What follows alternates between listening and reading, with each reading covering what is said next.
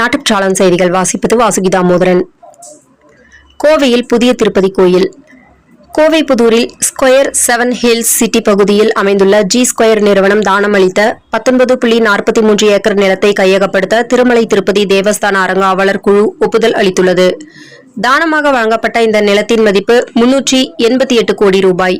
அடுத்த கட்ட நடவடிக்கைகள் கோவில் கட்டுவதற்காக திட்டமிடல் மற்றும் மேம்பாட்டு பணிகள் வரும் மாதங்களில் தொடங்கப்படும் என அறிவிக்கப்பட்டுள்ளது. ஆந்திராவிற்கு வெளியே தேவஸ்தானத்தின் ஆன்மீக பணிகளை விரிவுபடுத்தவும் தமிழகத்தை சேர்ந்த பக்தர்கள் தரிசனம் செய்யவும் இந்த திட்டம் பல்வேறு மாநிலங்களில் புதிய கோவில்கள் கட்டுதல் போன்ற முக்கிய முடிவுகளும் எடுக்கப்பட்டுள்ளது. இன்று மே 9 அதிமுக எம்எல்ஏக்கள் ஆலோசனை கூட்டம் சென்னையில் நடைபெற உள்ளது. தவேகா ஆட்சி அமைக்க இன்னும் 2 இடங்கள் தேவைப்படும் நிலையில் அதிமுக ஆலோசனை. புதுச்சேரியில் இருந்து எம்எல்ஏக்கள் சென்னைக்கு பாதுகாப்பாக அழைத்து வரப்படுகின்றனர்.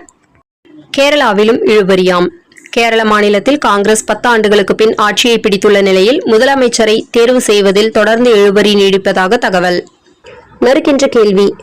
டிவிகே விஜய் ஆட்சி அமைக்க அழைக்க மறுக்கிறார் கவர்னர் என செய்தி பரப்பும் கம்யூனிஸ்டும் விசிக திருமாவளவனும் விஜய்க்கு ஆதரவு கடிதம் கொடுக்க வேண்டியதுதானே? இங்கே எதிர்த்துவிட்டு சட்டசபை சென்று ஆதரவு கொடுத்து பாம்புக்கு தலையையும் மீனுக்கு வாளையும் காட்டும் வேலை செய்வதற்காகவா என பாரம்பரிய காங்கிரஸ் தமிழ் மாநில காங்கிரஸ் குடும்பத்தை சேர்ந்தவரும் 3 முறை தொடர்ச்சியாக பட்டுக்கோட்டை எம்எல்ஏவாக இருந்த ரங்கராஜன் கேள்வி எழுப்பியுள்ளார். இன்று சிங்காநல்லூர் இஎஸ்ஐ மருத்துவமனை முன்பாக இறந்த ஒரு நபரின் உடலை வைத்துக் கொண்டு அவரது குடும்ப உறவினர்கள் போராட்டம் நடத்தி கொண்டிருந்தனர். விசாரித்த போது தவறான சிகிச்சையினால் உயிரிழந்ததாகவும் மற்றொரு தரப்பினர் இது ஒரு கொலை என்றும் கூறுகின்றனர். சிங்காநல்லூர் போலீசார் இறந்த நபரின் உறவினர்களிடம் பேச்சுவார்த்தை நடத்தினர். இதனால் இப்பகுதி முழுவதும் பரபரப்பாக இருந்தது. அதனால் போக்குவரத்து சிங்காநல்லூர் டு ஹோப்ஸ் வரை வாகனங்கள் நின்றிருந்தது. இதன் உண்மையான காரணங்கள் என்னவென்று யாருக்கும் தெரியவில்லை. போலீசார் மருத்துவமனையிலும் உறவினர்களிடமும் விசாரிக்கின்றனர்.